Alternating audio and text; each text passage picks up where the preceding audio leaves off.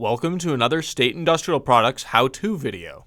In this video, we will be learning the appropriate installation method for the State Fragrance Factory.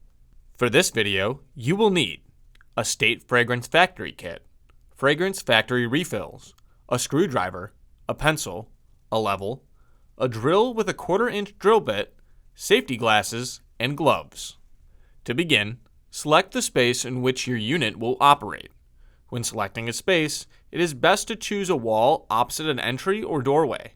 This will allow the scent to travel across the room rather than getting pulled out of the space. Using your fragrance factory as a template, mark the 2 screw holes on the wall, using a level to ensure that your unit is parallel to the ground.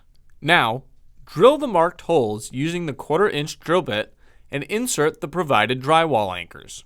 Screw in the provided mounting screws in the anchors.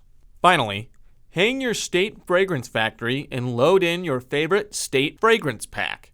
Snap your fresh D-cell battery into place and close the door of the Fragrance Factory unit. You have now installed a State Fragrance Factory. Be sure to subscribe to our channel for more how-to videos.